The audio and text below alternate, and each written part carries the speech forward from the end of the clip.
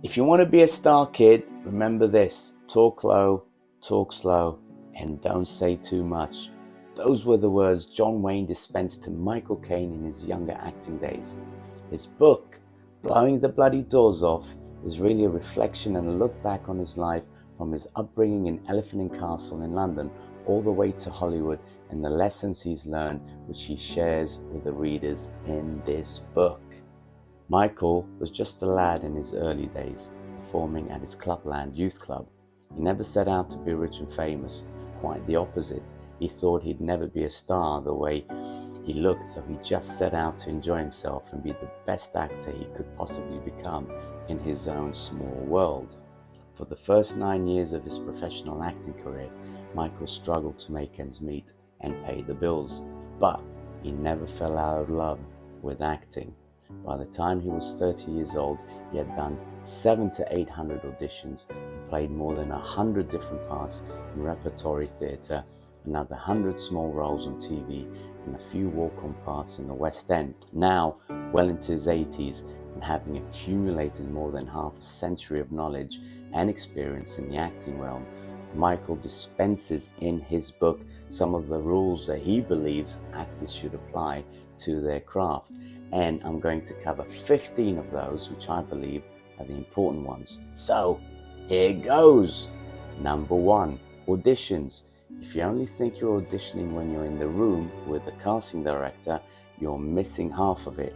You are auditioning when you're checking in with the receptionist, when you're sitting in the waiting area, when you're grabbing a cup of coffee. In fact, whenever you're in a public place, you are auditioning. You never know who's watching your performance. You might not be a working actor yet, but that doesn't matter. Perform your role as though the Uber driver, the checkout girl, the barista, and even the guy fixing your laptop is your contact to someone bigger, whether it's to another writer, an associate producer, or even a director. It will make you a better person. Number 2, your image. Michael was a Cockney lad, knew nobody was going to take him seriously as an actor with that accent, so he decided to invent himself and create a recognizable image. It started with the glasses, great big black ones so you couldn't miss them, and eventually he became the cool working class actor who wore glasses. Later on in his career, he kept reinventing himself and reassessing in his strengths. But to begin with, he knew that he had to convey something to the acting world. So know your strengths and play to them. Number 3, being lucky. What does the abbreviation or acronym for luck really stands for? Laboring under correct knowledge. Luck favors the prepared. That means knowing your lines.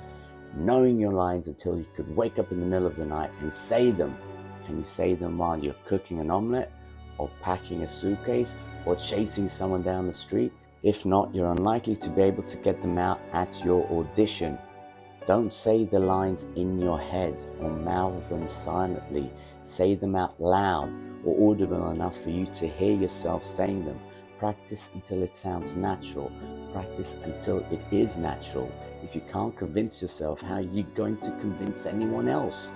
Think of all those auditions when you didn't get called back or heard from, not as failures, but as part of your preparation, because luck favors the focused, the hard grafters, and the rubber ball resilient. Most of all, Michael's luck happened when someone saw him playing one role and offered him another.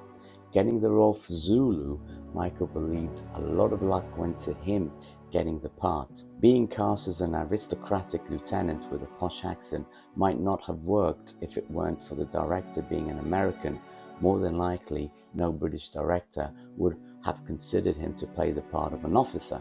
Plus, thanks to his small role in an 8-line part in A Hill in Korea, he was recognized by the producer, which was thanks to his experience in Korea while in the army. Number 4, if you're going through hell, keep going. Most of us will do this at one time or another through our careers, going through hell. Michael kept going out of a mixture of anger, fear, determination, and necessity. There was nothing else he could do. He wanted to be an actor, and he was going to go through whatever it took to make it. Even in his 60s, the script stopped coming, and he thought his acting career was over, but Jack Nicholson persuaded him to keep going, and he's glad he did. He now believes he's done some of his best work since he retired. Number 5, use the difficulty. Look hard and find something positive within the problem.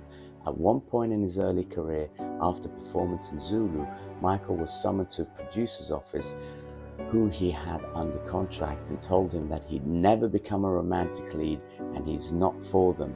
And to add insult to injury, he went on to tell Michael that he looks like a queer on screen. Following that ordeal, Michael was released from his contract, and it was a terrible blow. Michael, though, swallowed his pride and kept pushing forward for the roles. In The Ipocris File, while watching the rushes, one executive sent a message to Sidney Furie, the director, mentioning again that Michael Caine, while wearing glasses, comes across as a homosexual. Luckily, the director took no notice, and in one scene when Michael was playing opposite an actress, she asked him if he always wore glasses. Michael responded back as the film's character would, "I only take them off in bed." So she reached over and took them off, and now it's considered to be one of the great moments of movie seduction. The last example of using difficulty in his earlier repertory days, when Michael was doing theatre, a chair became accidentally lodged in front of the door he was supposed to come in through. When his cue came to make the entrance, he shouted, "I can't come in, there's a chair in the way." Without hesitation, the director said to him, "Use the difficulty." Michael asked him what he meant by that, and the director replied, "If it's drama, smash it. If it's comedy, fall over it. Life is full of bumps and stumps, and they can feel damn annoying, but we need the tension in order for us to be aware of who we really are.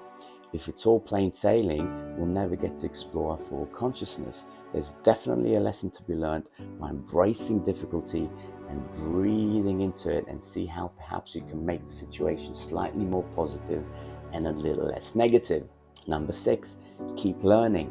Michael had a lot of flops during his acting career, but he learned from each one of those, and he didn't look back with his regrets. What was the point? You could always find something good for him even in bad situations.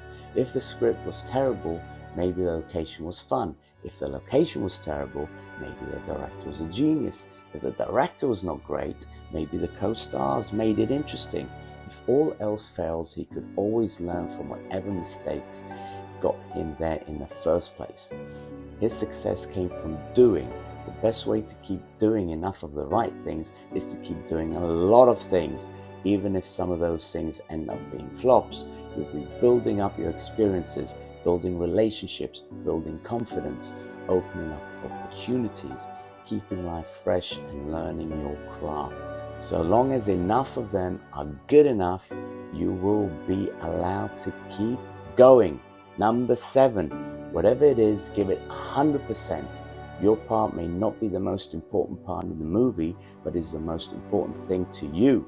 Your contribution is what you can control. So, however big or small it is, you have to make it as good as it can be. Don't try to attract attention to yourself.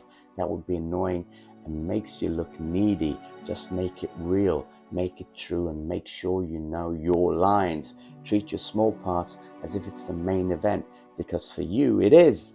However scaled down your role is, do not make that a reason to scale down your effort. Want to hear number 8? No problem. Please join me next week when I'll finish off dispensing Michael's rules and guidelines for becoming a great actor. See you then.